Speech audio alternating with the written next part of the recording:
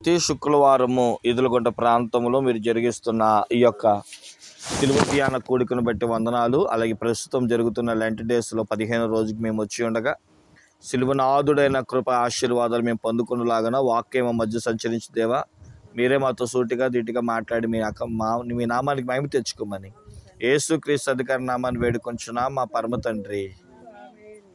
కూర్చో. కొద్ది నిమిషాలు దేవుని వాక్యాన్ని ధ్యానం చేసుకుందాం. మొట్టమొదటిగా సిలువనాథుడైన యేసుక్రీస్తు వారి యొక్క కృప ఆశీర్వాదములు దీవెనలు సర్వసమృద్ధిగా దేవుడు మనకి మన కుటుంబాలకు అనుగ్రహించును గాక. దేవుని వాక్యాన్ని కొద్ది నిమిషాలు చదువుకుందాం, ధ్యానం చేసుకుందాం. మొదటి యోహాను రాసిన పత్రిక అపోస్తుడైన యోహాను గారు, యోహాను రాసిన మొదటి పత్రిక 5వ అధ్యాయం 9వ వచనాన్ని చదువుకుందాం. మనము మనుషుల సాక్ష్యమును అంగీకరించుచున్నాము కదా, దేవుని సాక్ష్యము మరి బలమైనది. దేవుని సాక్ష్యము ఆయన తన కుమారుని గూర్చి ఇచ్చినదే. చాలండి. చదవబడిన వాక్యాన్ని మనం ఒక పర్యాయము ఆగి ఆలోచించగలిగితే ఇక్కడ యోహాను భక్తుడు మనకు కనబడుతున్నాడు. యోహాను భక్తుడు ఇంచుమించు 5 పుస్తకాలు రాశారు. 1 యోహాను సువార్త, 3 మొదటి యోహాను, 2 యోహాను, 3 యోహాను 4 పత్రికలు, అలాగే ప్రకటన గ్రంథం. ఈ 5 పుస్తకాల రచయిత అపోస్తులుడైన యోహాను. ఈ యోహాను గారికి మరొక పేరేంటంటే ప్రియమైన శిష్యుడు. యేసుక్రీస్తు ప్రభువారి సిలువలో ఆయనను విడిచిపెట్టకుండా ఉన్న శిష్యుడు ఎవడైనా ఉన్నారు అంటే ఇదిగో యోహాను గారి. ఈ యోహాను గారికి యేసుక్రీస్తు ప్రభువారికి ఉన్న యొక్క సంబంధం ఏంటయ్యా అంటే, భక్తులు ఇలా రాస్తారు, ఈ యోహాను గారంట యేసు రొమ్మున ఆనుకున్న శిష్యుడు అంటండి. ఆయన యొక్క రొమ్ము మీద ఆనుకొని ఆయన గుండె చప్పుడును ఆయన మనోవేదనను ఎరిగిన వాడు ఈ యోహాను భక్తుడు. ఈ యోహాను భక్తుడు తన పత్రికలో, అనగా మొదటి యోహాను పత్రిక 5వ అధ్యాయంలో దేవుని మీద విశ్వాసం అనేది ఉంచుచున్న భక్తుల గురించి రాస్తూ, మనము దేవుని మీద విశ్వాసం ఉంచగలిగినప్పుడు దేవుని కుమారులుగా మనం పుడతామని, దేవునిలో ఎదుగుతాము అని చెప్పుకుంటూ వచ్చి, ఆ దేవుడే మనందరిని గూర్చి సాక్ష్యం ఇవ్వాలి. ఎలాగా అంటే నేలలోను, రక్తములోను, ఆత్మలోను ఆయన, అనగా మనము ప్రతి విశ్వాసి కూడా ఈ 3 అనుభవాలు గుండా వెళ్ళాలి. మొట్టమొదటిగా నీళ్లు, అనగా బాప్తిస్మము. మనమందరము కూడా మారు మనస్సు అనే ఒక క్రమంలోనికి వెళ్ళి మన పాప క్షమాపణ నిమిత్తం యేసుక్రీస్తు దగ్గర మనం కన్నీళ్లతో కడగబడిన అనుభవాలతో హృదయ శుద్ధి కలిగిన వ్యక్తులముగా మార్చబడి దైవజనుల దగ్గరికి వచ్చి, దైవజనుడా ఈ లోక మర్యాద ప్రకారము మాకు బాప్తిస్మం ఇవ్వండి అన్నప్పుడు దైవజనులు ఆ నీటి ప్రవాహం దగ్గరికి తీసుకుని వెళ్ళి తండ్రి యొక్కయు కుమారుని యొక్కయు పరిశుద్ధ ఆత్మనామంలో బాప్తిస్మం ఇస్తారు. ఇది నీటి యొక్క సాక్ష్యాన్ని తెలియజేస్తుంది. అలాగే రెండవది రక్తములో కడగబడడం, అనగా పాప పరిహారార్థమై ప్రభువారు మన కొరకు కార్చిన రక్తములో ఈ అనుభవం కన్నీటి అనుభవాన్ని చూపిస్తుంది. ఈ రక్తములో కడగబడే అనుభవం ఒక వ్యక్తి పరిశుద్ధతను కలిగి జీవించే అనుభవాన్ని చూపిస్తూ మన పాపాలన్నీ యేసయ్య క్షమించాడు అనే ఒక మాదిరితనాన్ని చూపించగలిగేదే ఆయన రక్తం. నేలలో బాప్తీసం పొందిన మనము రక్తంలో కడగబడిన తరువాత జరిగే ఒక ఆధ్యాత్మికమైన విషయం ఏంటంటే, నీ హృదయం శుద్ధిగా ఉంటే, నీవు దేవుని ఎదుట యథార్థంగా ఉండగలిగితే, నో డౌట్ ఖచ్చితంగా ఇది మనుషులు ఇస్తే వచ్చేది కాదు, కానీ పరిశుద్ధాత్మ దేవుడే ఈ భూమి మీదకి నీ మీదకి దిగి వచ్చి నీ మీద రాలి నిన్ను ఆవరించి నీలో ఉండి తన పనిని జరిగించుకున్నట్లు నిన్ను 2వ రాకడకు సిద్ధపరుస్తాడని చెప్పడంలో ఏమాత్రము సందేహం లేదు. మొదటిది దైవజనుడు ఇస్తాడు. రెండవది నీకు నీవే కన్నీళ్లతో కడగబడి ప్రభు రక్తంలో కడగబడి అనుభవంలోనికి రావాలి. ఈ రెండు అనుభవాలు ఈ విశ్వాసి అయితే జరిగిస్తాడో పరిశుద్ధాత్మ దేవుడే మనలోనికి ప్రవేశిస్తాడు. ఇది నీ హృదయ శుద్ధిని బట్టి, నీ బ్రతుకు తీరుని బట్టి దేవుడు మనకి సాక్ష్యమై ఇస్తాడు. మనం చదువుకున్న 9వ వచనంలో యేసు క్రీస్తు యొక్క కుమారుని గురించి మరొకసారి మాట్లాడుతున్నాడు. నేను చదువుతున్నాను చూడండి. మనము మనుషుల సాక్ష్యమును అంగీకరించుచున్నాము కదా, దేవుని సాక్ష్యము మరి బలమైనది. దేవుని సాక్ష్యము ఇచ్చినదే.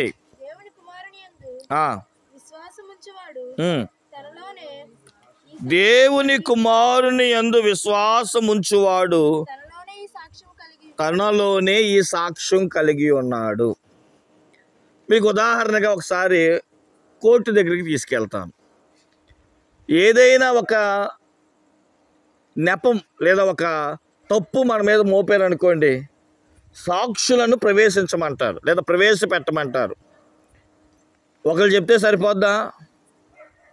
ఆలోచన చేయండి ప్రియులారా. కనీసం ఒకరికంటే ఎక్కువ ఉండాలి. కనీసం ఒకరైనా ఉండాలి. ఒకరికంటే ఎక్కువ ఉంటే ఆ సాక్ష్యం మరీ బలంగా ఉంటుంది. సాక్ష్యాలు ఎందుకు చెప్పిస్తారు అంటే, ఏ వ్యక్తి కూడా అన్యాయముగా బలవకూడదు, శిక్ష పడకూడదని. ఈ యొక్క ఒకవేళ ఆ జడ్జి గారికి డౌట్ వస్తే వాయిదా వేస్తూ ఉంటాడు. కారణం ఏంటంటే, వాయిదా వేయడం వల్ల చర్చ జరిగిద్ది. ఆ చర్చ జరగడం వల్ల అసలైన సత్యం బయటకు వస్తుంది. అందుకని సంఘాల్లో కూడా మనకున్న దేవుని వాక్యం తెలియకపోతే చర్చించుకోవాలి. అప్పుడే అసలైనది భావాలతో కూడిన అర్థాలను దేవుడు మనకు బయలుపరుస్తాడు.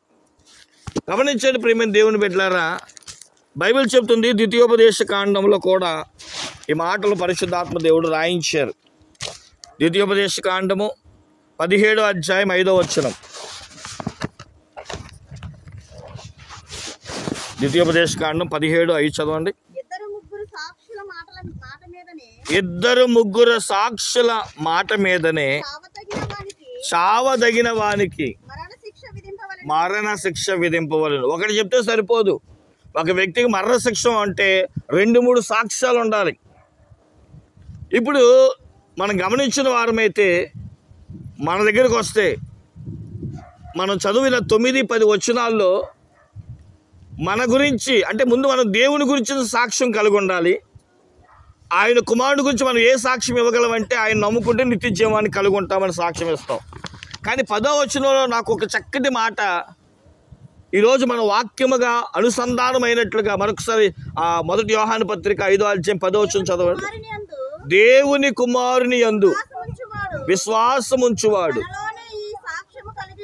తనలోనే ఈ సాక్ష్యము కలిగి ఉన్నాడు. ఇక ముందు వెనక తీసేయండి. మనలోనే మన గురించి సాక్ష్యాన్ని దేవుడు దాచిపెట్టాడు. ఇది ఈరోజు మన అంశం. మీ అందరికీ తెలుసా మనలోనే మన గురించిన సాక్ష్యం ఉంది. మీకు ఉదాహరణ చెప్తాను, కొంచెం అర్థం చేసుకోండి. మనందరికీ 2 సమూయేలు గ్రంథం 11వ అధ్యాయం బాగా తెలుసు. దాని గురించి ఇప్పుడు చర్చించడానికి పెద్ద అవసరం లేదు. ఉరియా భార్య అయిన బత్షెబా విషయంలో దావీదు చేసిన తప్పు, ఉరియాని రప్పించడం, ఆ తప్పును సరి చేసుకోవాలనుకున్నాడు. కానీ ఉరియా యథార్థవంతుడు కాబట్టి ఏ పని చేయలేకపోయాడు.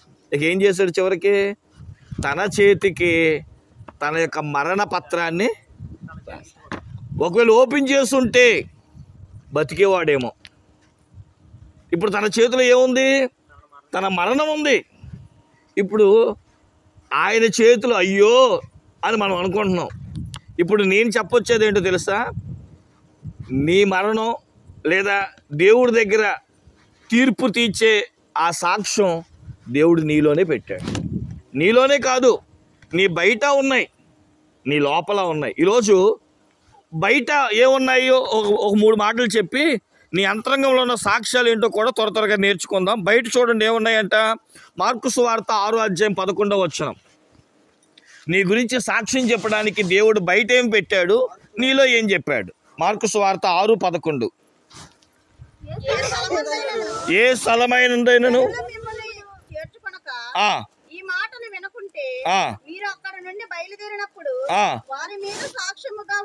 వారి మీద సాక్ష్యముగా ఉండుటకు. మీ ఇంటికి గృహదర్శనకు వస్తున్నాం కదా, ఒక సేవకుడు మీ ఇంటికి వచ్చినప్పుడు మీరు నడిచిన ఆ తీరును బట్టి, ప్రవర్తించిన ఆ విధి విధానం బట్టి సేవకుడు మీ ప్రాంతంలో అనగా మీ ఇంటిలోనికి వచ్చినప్పుడు ఆ ప్రాంతంలో దులుపుతాడు చూడండి, కాళ్ళు తుడుచుకుంటారు. ఆ పాద ధూళంట నీ ఇంటిలో జరుగుతున్న ప్రతి దాన్ని గురించి రేపు దేవునికి ఏం చెప్పిందంట? సాక్ష్యం ఇస్తుందంట. ఇది బయట జరిగే విషయాలు. నీ ఇంటి గురించిన సాక్ష్యం దైవ సేవకుని యొక్క పాద ధూళి ఇస్తుందంట. ఇంకో మాట చదవండి, హబక్కూకు గ్రంథము 2వ అధ్యాయం 11వ వచనం. హబక్కూకు గ్రంథం 2:11.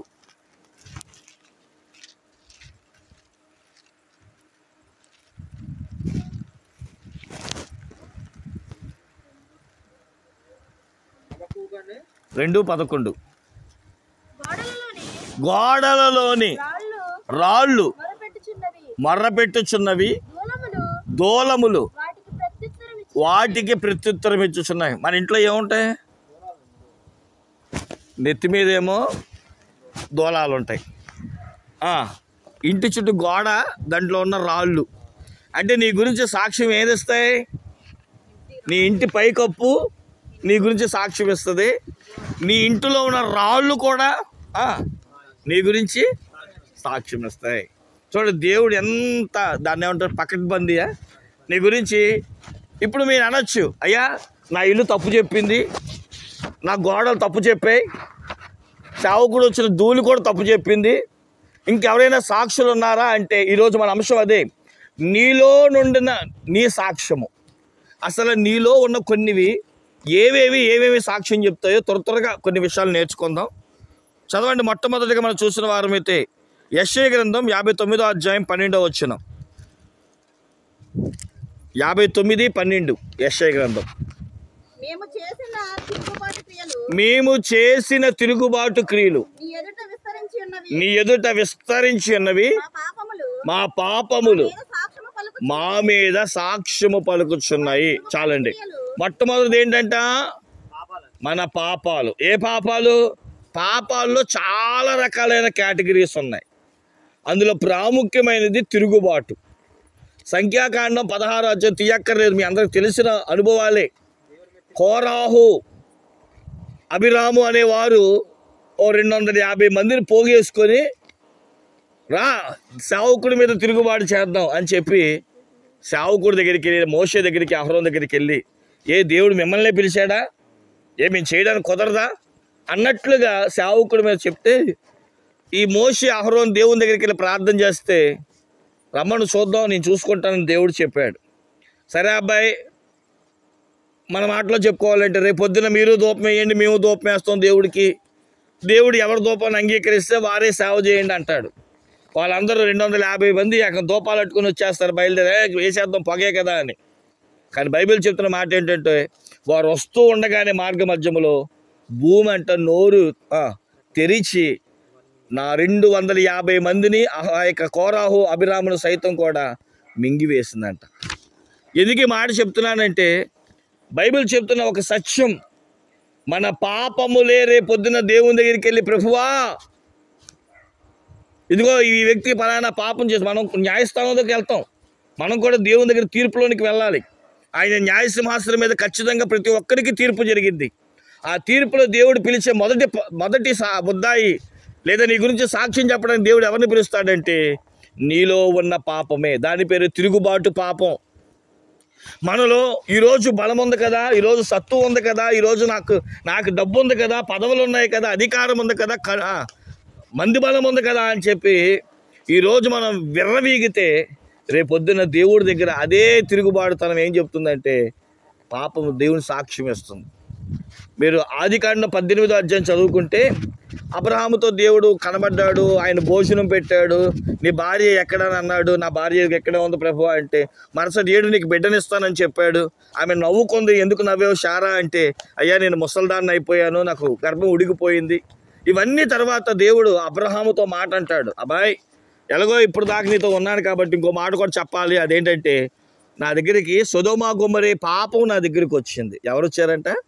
సొదొమ గొమొర్రా యొక్క పాపం నా దగ్గరికి వచ్చి మొర్ర పెట్టుకుంది.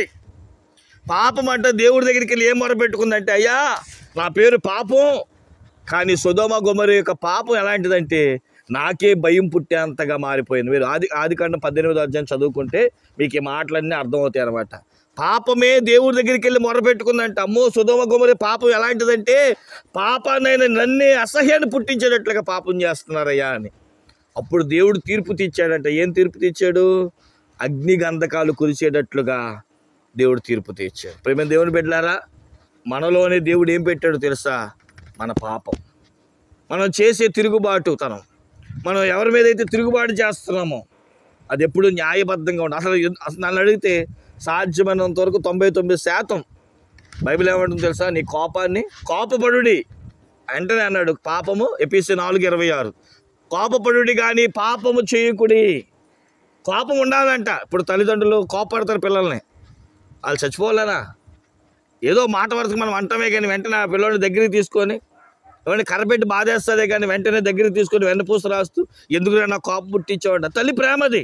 బైబిల్ ఏమన్నా తెలుసా? కోపం పడుడి కానీ పాపం చేయకుడి, సూర్యాస్తమయ్యేటప్పటికల్లా నీ కోపం అంట సమాధాన పడిపోవాలంట, కోపం తగ్గిపోవాలంట, అప్పటికి వదిలేయాలి.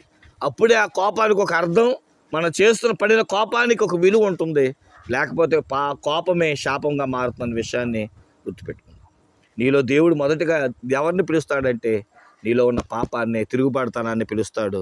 ఆ తిరుగుబాటుతనం చెప్పకూడదు, ప్రభువా ఇతడు అన్యాయంగా పలానా వ్యక్తి మీద దాడి చేశాడు, పలానా కార్యక్రమాలు చేశారని చెబితే మొదటి సాక్ష్యం ఆమోదించబడుతుంది.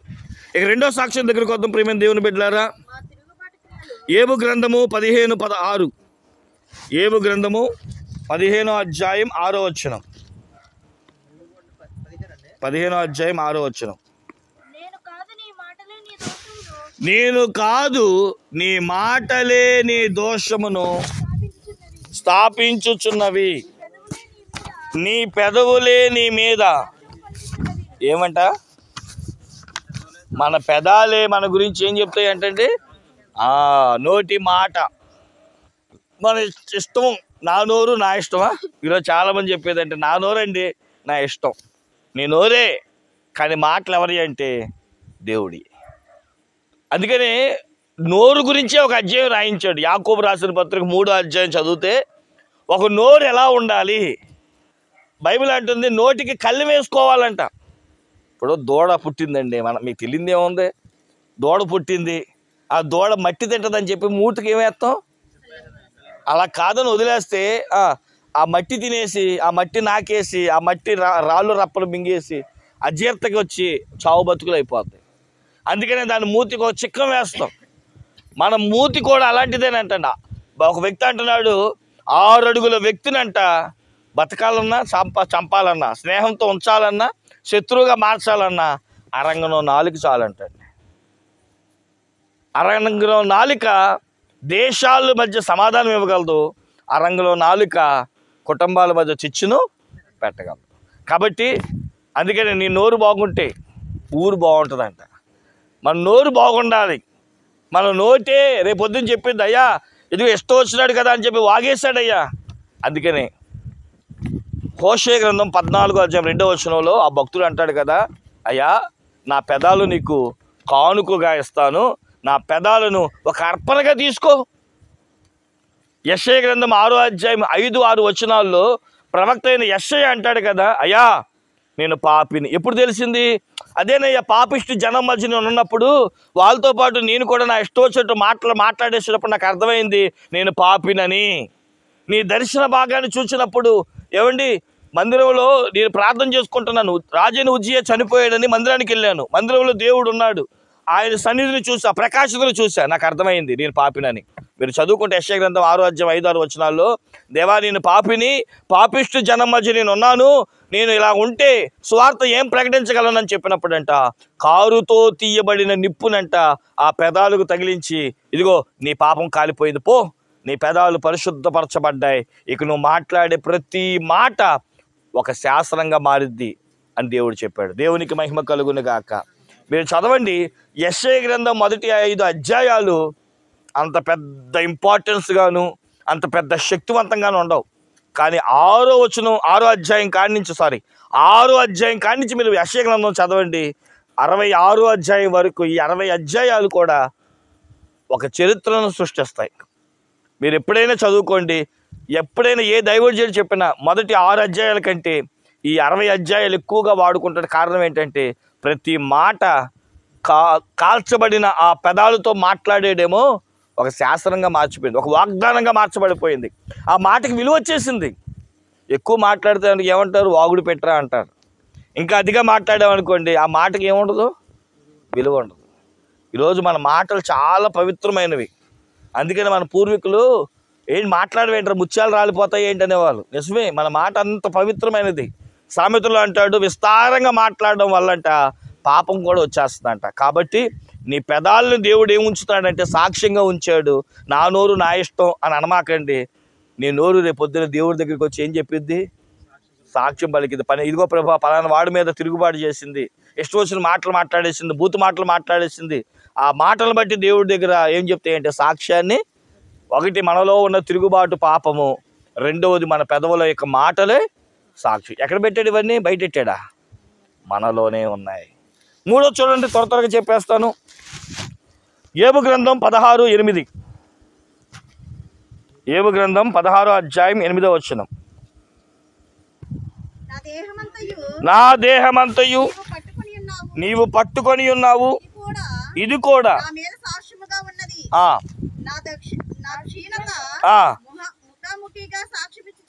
క్షీణత అంటే రోగం. చెప్పండి ఏంటంట? ఇప్పుడు సాక్ష్యం ఇచ్చేది ఎవరు? రోగమే. మన రోగం కూడా దేవుడికి ఏం చెప్పిందంట? అది కొన్నిసార్లు కొన్ని రోగాలు ఉంటాయి. ఇది ఎలా వచ్చిందమ్మా అని అడుగుతాం. కొన్ని రోగాలు ఉంటాయి, అడగక్కర్లా. ఒకసారి నా సేవా విధానంలో నేను చెప్తాను ఒక మాట. ఒక చోట వాక్యం చెప్తాకి వెళ్ళినప్పుడు ఒక తమ్ముడు నా దగ్గరికి వచ్చి, అన్నయ్య నా గురించి ప్రార్థన చేయవా అన్నాడు. అందరూ వెళ్ళిపోయారు, చివరిలో ఉన్నాము. ఏ తమ్ముడు దేని గురించి అని అంటే, అన్నయ్య నాకు ఎయిడ్స్ రోగం అన్నయ్య అన్నాడు. ఏ రోగం అంట? ఇప్పుడు కూర్చోబెట్టి నాన్న ఎయిడ్స్ ఎందుకు వచ్చిందని అడగాల? చెప్పక్కల్లా. కొన్ని రోగాలకు కారణాలు చెప్పక్కల్లా. ఏదో పనికిమాలిన పని చేశాడు, ఆ పనికి ఇది రోగం అంటుకుంది, దీని గురించి అడగక్కల్లా. కొన్ని రోగాలు మనం చేసిన తప్పులు బయట పెడతాయి. బైబిల్ గ్రంథంలో ఉంది, నీ రోగాలంట నీ ముఖ కవలికల ద్వారా చెప్తాయంట. అందుకనే దేవుడు అంటే మనం నుదుటి మీద దాన్ని రాసి పెట్టాడట. ఇర్మియా గ్రంథం 17వ అధ్యాయం 2వ వచనం. ఇర్మియా గ్రంథం 17:2 చదవండి, మీకు అర్థమైంది. 17:2.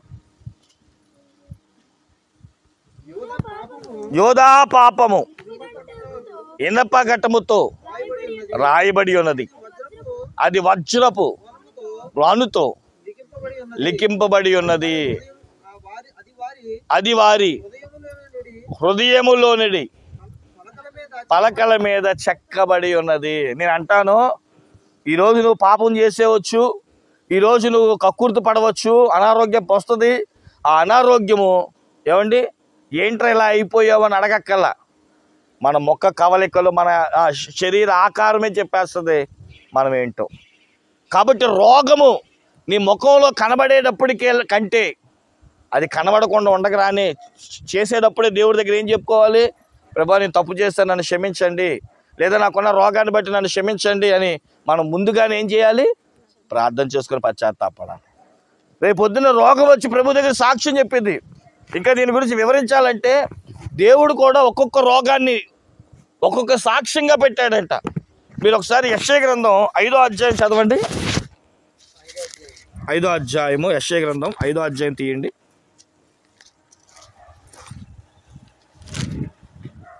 మీరు అనొచ్చు, రోగం సాక్ష్యం ఎలా చెప్పింది ప్రభు మాస్టర్ గారు అని. యెషయా గ్రంథం 5వ అధ్యాయం తీసారా? 14వ వచనం చదవండి. అందుచేతనే పాతాళము గొప్ప ఆశ పెట్టుకొని, ఓకే, అందులో ఎవరెవరు పడతారో చూడండి. వారిలోనంట లెక్కటండి, గనులు, సామాన్యులు, ఘోష చేయువారు, హర్షించువారు పడిపోదు. ఎంతమంది ఉన్నారు? 4. 1 గనులు, 2 సామానులు. 3, 4 ఓకేనా? వీటి గురించి ఒకసారి చెప్దాం. 13వ వచనం స్టార్ట్ చేయండి. కావున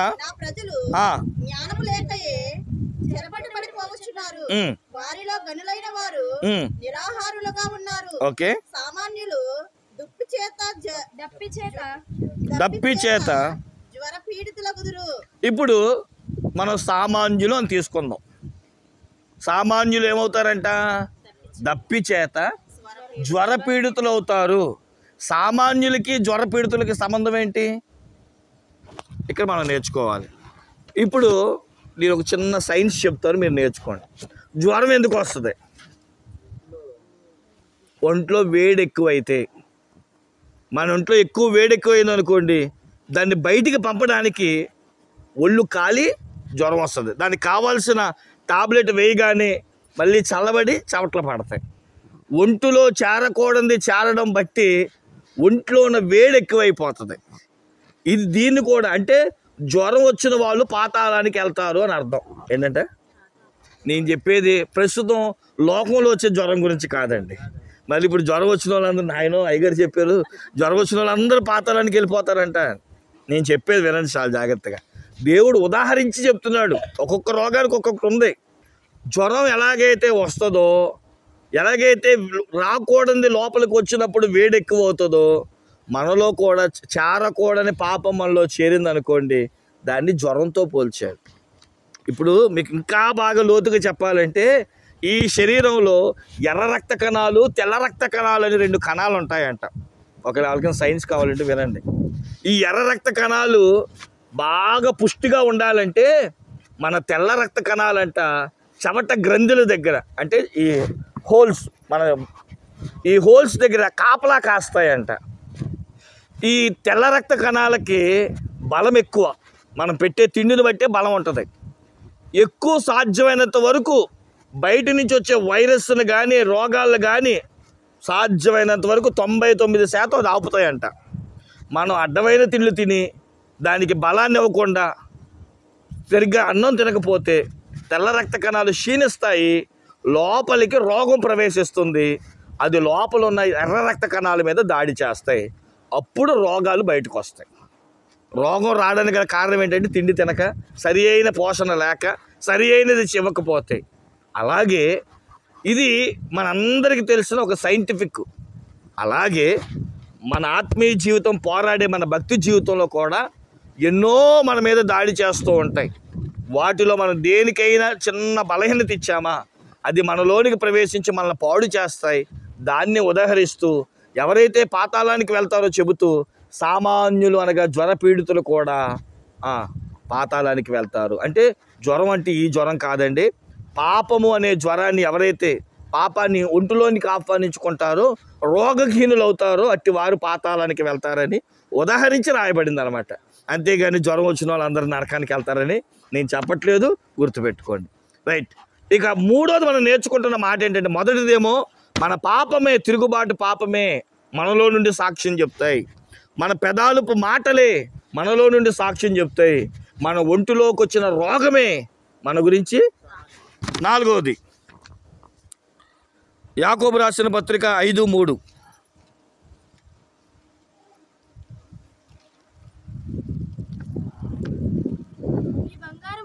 నీ బంగారమును నీ వెండియు వాటి తుప్పు నీ మీద సాక్ష్యముగా నుండి. వేసుకుంటున్నారా బంగారం? ఏది లేకపోయినా అది మట్టికి కావాలని కొనిపించుకొని మరీ వేసుకుంటాం. ఈ బంగారం వేసుకున్నప్పుడు చూడండి, కొన్నిసార్లు రాపిడికనో, కొన్ని మస్టనో, లేదా కొన్ని చూడండి వేసుకోవడం వల్ల చర్మ వ్యాధులు వస్తాయి కదా. ఈ మస్టు అంటే దాని మచ్చలో దాని నుండి వచ్చే ప్రతీది కూడా మన దేహానికి అంటుకోవడం. ఉదాహరణ మీకు చెప్తాను. నాకు తెలిసిన ఒక ఆయన ఉన్నాడు, ఆయనకి బంగారం అంటే పడదు, కానీ బంగారం అంటే పిచ్చి. ఆయన బంగారం వేసుకుంటే ఈ సురుపుడి కాయలు ఏదో అంటారు కదా, అవి వస్తాయంట ఆయనకి. అంటే అర్థం ఏంటంటే ఈ బంగారము వేయడం వల్ల వచ్చిన ఆ యొక్క సురుపిడి కాయలు సైతం కూడా ఏం చెప్తాయంట? సాక్ష్యం చెప్తాయంట.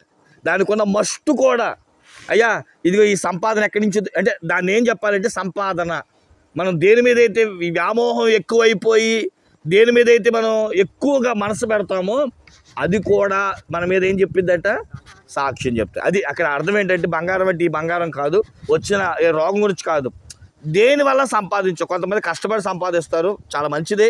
కానీ కొంతమంది ఆ బంగారం కోసం ఎంతమంది పీకలను కోస్తారో, ఎంతమందిని బలహీన పెడతారో. ఏమంటే మనం చేసే ప్రతి పనితీరు కూడా అందుకని ఏం చెప్పాడంటే బంగారపు మస్టు కూడా రేపు నీ గురించి సాక్ష్యం చెప్పిద్ది. త్వరగా చెప్పేసుకుని త్వరగా. 1 యోహాను పత్రిక 5వ అధ్యాయం 7-8 వచనాలు. 1 యోహాను పత్రిక 5వ అధ్యాయం 7వ వచనంలో సాక్ష్యమిచ్చువారు ముగ్గురు, అనగా నీళ్లు, రక్తము, ఆత్మ. ఈ మూడు ఎక్కడ ఉంటాయి? ఎస్. అంటే మన శరీరములో ఉన్న నీరు, మన శరీరములో ఉన్న గాలి, మన శరీరంలో అంటే గాలి అంటే ఆత్మ, మన శరీరంలో ఉన్న రక్తం కూడా ఏం చెప్తాయంట, సాక్ష్యం చెప్తాయి. ఇప్పటికి ఎన్ని అయినాయి మొత్తం మన సాక్ష్యాలు? 5 అయినాయా? చెప్పండి త్వరగా. ఒకటేంటి? మన పాపం అనే తిరుగుబాటు, రెండవది మన మాటలు, మూడవది మన రోగం, నాలుగవది బంగారపు మస్టు, ఐదవది మన బాడీయే. ఇంకొక 2 మాటలు చెప్పేసి ముగించేస్తాను. యెషయా గ్రంథం 3వ అధ్యాయం 5-9 వచనాలు. ప్రజలలో ఒకడిట్లును మరియొకడట్లును ప్రతివాడు తన పొరుగువానిని ఒత్తుడు చేయును. పెద్దవాని పైన బాలుడును గనుని పైన నీచుడును గర్వించి తిరస్కారముగా నడుచును. ఒకడు తన తండ్రి ఇంట తన సహోదరుని పట్టుకుని, నీకు వస్త్రము కలదు, నీవు మా మీద అధిపతిగా ఉండువు, ఈ పాడు స్థలము నీ వశముండ. 9వ వచనం చదవండి అమ్మ డైరెక్ట్గా. వారి ముఖ లక్షణమే వారి మీద సాక్ష్యమిచ్చును. ఒక్కోసారి అసహించుకుంటాంగా, లేనోడిని చూసో, పేదోడిని చూసో. ఇప్పుడు దానికంటే క్యాస్ట్ చూసో, ఏడు మనిషి యొక్క వస్త్రాన్ని చూసో మొహం చిట్లిస్తాంగా. వద్దులేండి, ఇప్పుడు ఆ మొహం పెట్టమని అంటలేదు. కానీ మన ముఖ లక్షణాలే మన మీద ఏం చెప్తాయంట. ఎందుకు ఆ వ్యక్తిని అలా చేదరించుకున్నావు, ఎందుకు ఆ వ్యక్తిని తక్కువగా చూసో, ఎందుకు ఆ వ్యక్తి వస్తుంటే చిట్లించుకుంటున్నావు మొహం, ఎందుకు ఆ మొహం అలా పెట్టో. నీ ముఖ లక్షణాలు కూడా ఏం చెప్తాయంట. ఎక్కడుంది మొహం? బయట ఎక్కడో లేదు, మనలోనే ఉంది. మన ముఖ లక్షణాలు కూడా ఏం చెప్తాయంట. ఇంకొక సాక్ష్యం చెప్తాను, దాంతో ముగించేసుకుందాం రండి. హోషేయ గ్రంథం 7:10. హోషేయ గ్రంథం 7వ అధ్యాయం 10వ వచనం.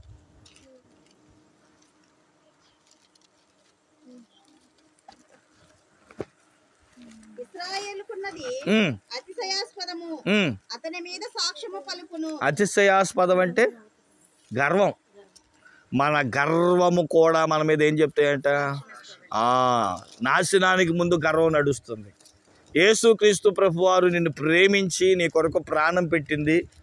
ఇదిగో నీ శరీరంలో పెట్టిన ఈ ప్రతి ఒక్క అవయవాలు, ప్రతి ఒక్క గుణగుణాలు, ప్రతి ఒక్క ఆధ్యాత్మిక స్థితులు నీ మీద సాక్ష్యం చెప్తాయి. మొత్తం ఎన్ని చెప్పిన సాక్ష్యాలు? మొత్తం 7 రకాలు. ఇంకో సాక్ష్యం కూడా ఉంది, అది బయట సాక్ష్యం. ద్వితీయోపదేశకాండం 30:17 ఉంటుంది. 17, 18, 19 వచనాలు. ఆకాశమును భూమిని కూడా దేవుడు ఏమి ఇస్తున్నాడంటే సాక్ష్యంగా పెడుతున్నాడు. కాబట్టి ప్రియమైన వారులారా, నేను చెప్పొచ్చే మాటలు ఈ 7 రకాలు కూడా మనలోనే పెట్టాడు. దీన్ని బట్టి నువ్వు ఎలాగ ప్రవర్తిస్తున్నావో, అందుకని దేవుడు మాట అన్నాడు కదా 1 యోహాను పత్రిక 5:10లో, ఆ సాక్ష్యం అంట దేవుడు అంట బయట నుంచి పెడితే కాదంటావేమోనని. ఏమండి, బయట నుంచి పెడితే ఇది నాకు సంబంధం లేదని అబద్ధం ఆడతావేమోనని, నీలో నుండే దేవుడు దాన్ని సాక్ష్యంగా తీసుకుంటున్నాడంట. ఇప్పుడు చెప్పండి, ఈ 7 లక్షణాలు మీ ముందు పెట్టుకొని ఇతరుల గురించి ప్రభువా నన్ను లెక్క అడిగేటప్పుడు నా ముఖం ఎలా ఉంది, నా ప్రవర్తన ఎలా ఉంది, ఇతరులను సాధించుకునేటప్పుడు ఎలా ఉంది, ఈరోజు డబ్బు ఉంది కదా, ఈరోజు గర్వం ఉంది కదా, బలం ఉంది కదా, శక్తి ఉంది కదా, ఈరోజు నాకేంట్లే అనుకుంటున్న వారులారా, రేపొద్దున దేవుడు సాక్ష్యాన్ని అడిగేటప్పుడు నువ్వు తప్పించుకున్నప్పుడు ఇదిగో దేవుడు అంట ఈ 7గురిని పిలుస్తాడంట. నీ దేహంలో ఉన్న 7 వచ్చి దేవుని ముందు నిలబడి ఏం చెప్తాయంట, సాక్ష్యం ఇస్తాయంట. కాబట్టి ప్రేమ దేవుని బిడ్డారా, ఇవి రేపొద్దున వచ్చి సాక్ష్యం చెప్పేదానికంటే ముందు ఒక్క మాట చదువుతారా? కీర్తన గ్రంథం 50వ అధ్యాయం 17వ వచనం కాడి నుంచి 20వ వచనం వరకు. కీర్తన 50. దిద్దుబాటు నీకు అసహ్యం కదా, నీవు నా మాటలను నీ వెనుకకు త్రోసివేయచ్చు. దొంగను చూచినప్పుడు వానితో వారితో ఏకీభవించెదవు. ఓకే. వ్యభిచారులతో నీవు సాంగత్యము చేసెదవు. కీడు చేయవలనని నీవు నోరు తెరుచుచున్నావు. నీ నాలుక కపటము కల్పించుచున్నది. నీవు కూర్చుండి నీ సహోదరుని మీద కొండెములు చెప్పుచున్నావు. నీ తల్లి కుమారుని మీద అపనిందలు మోపుచున్నావు. ఇట్టి పనులు నీవు చేసినను నేను మౌనినై ఉంటిని. ఇప్పుడు ఇవన్నీ చేస్తే దేవుడు ఏమంటలేదు కాబట్టి నాకేంట్లే అనుకుంటున్నావు. దాని తర్వాత ఏమన్నారు చూడండి. అందుకు కేవలము నీ వంటి వాడినని నీవు అనుకుంటివి. అయితే నీ కనుల ఎదుట ఏముంచుతాడంట? ఆ పైన లిస్ట్ అంతా నీ కంటి ఎదురుగా. మనందరికి సినిమా చూస్తాం కదా, సినిమా చూపిస్తాడంట మనకి దేవుడు. నీ ముఖాలు, నీ మాట, నీ ప్రవర్తన ఒక సినిమా రీల్ తిరిగినట్టుగా నీ ముందు తిరిగిద్దంట. అప్పుడు ఏం చేస్తారు దేవుడు? నిన్ను గద్దించి, దేవుని మరచువారులారా దీన్ని యోచించుకొనుడి, లేని ఎడల నేను మిమ్మల్ని చీల్చివేయుదును, తప్పించువాడెవడనూ లేడు. చాలండి. కాబట్టి ప్రియమైన వారులారా, తప్పించుకుందాం అనుకుంటే భూలోకంలో ఉన్నంత వరకు తప్పించుకోగలగంటే ఒకటే మార్గం. నీ దేహము నీ గురించి సాక్ష్యం చెప్పే ముందే నువ్వే నోరు తెచ్చి ప్రభువా నేను పాపిని. ఇది రేపొద్దున నా గురించి సాక్ష్యం చెప్పడం కాదు. ఇప్పుడే నన్ను నేను అంగీకరిస్తున్నా, నేను పాపం చేస్తాను, నేను తప్పు చేస్తాను, ఇతరులు మా తిరుగుబాటు చేస్తా. అవి రేపొద్దున సాక్ష్యం చెప్పకముందే మనం చెప్పగలిగితే ఏమవుతాయి చెప్పండి? ప్రతి దానికి దేవుడు మనకేమిస్తాడు? క్షమాపణ, కృప. ఆయన కృప మన మీద వచ్చింది. ఈ లెంటలోని 15వ రోజు ఆయన కృపను పొందుకునే వారమైతే అందరం కలిసి ఒకసారి మోకరిద్దాం. మనలో ఉంచిన సాక్ష్యాన్ని దేవుడు రేపు పిలిచేదానికంటే మనమే, మన పెదాలే, మన దేహమే, మన శరీరమే రేపు సాక్ష్యం చెప్పడం కాదు. నన్ను నేనే సాక్ష్యం చెప్పుకుంటా, ప్రభా నేను పాపిని. ఇదే నా సాక్ష్యం. నేను పాపిని ప్రభా, నా దేహంలో ఉన్న ప్రతి పాపమును యేసు నామములో క్షమించమని చిన్న ప్రార్థన చేసుకుందాం. మహాగణుడైన మా తండ్రి, మహోన్నతుడానికి వందనాలు, స్తోత్రాలు. ఇదిగో ఇంతవరకు ప్రభా నాయన మీరు మాకు తోడుగా ఉన్నారు. ఈ లెంటలోని 15వ రోజు నాయన నాలో ఉన్నవి నాకు సాక్ష్యముగా నిలబడి వ్యతిరేకంగా నిలబడితే నేను తలదించుకునే వాడిగా ఉంటాను. కాబట్టి ఇప్పుడే నా పెదవుల నుండి వచ్చి ప్రతి మాటను మీరు అంగీకరించి నా దేహమును, నా శరీరమును, నా స్థలమును, నాలో ఉన్న గర్వమును, నాలో ఉన్న ముఖ లక్షణములను, ఈ 7 రకాలైన పాపములను నజరేయుడైన యేసు నామములో ఇక్కడ నా సంఘమును మమ్మలను దీవించి కరుణించి బలపరిచి మా పాపములన్నిటినీ క్షమించండి. ఇంకా మేము ఎవరిని ఒప్పుకోకపోతే వాటన్నిటిని మీ పాదాల దగ్గర పెట్టి క్షమించమని కోరుతుండగా కృప చూపించమని, రక్తమును మా మీద ప్రోత్సహించి శుద్ధులు చేయమని యేసు నామములో మా ప్రతి పాపములు కొట్టివేయబడును గాక. తండ్రి విన్న ప్రతి మాటను బట్టి అంగీకరిస్తూ తీర్మానించుకుంటున్న ప్రతి తీర్మానాన్ని దీవించి ఆశీర్వదించమని యేసు పరిశుద్ధ నామమున వేడుకొంచున్నాం మా పరమ తండ్రి.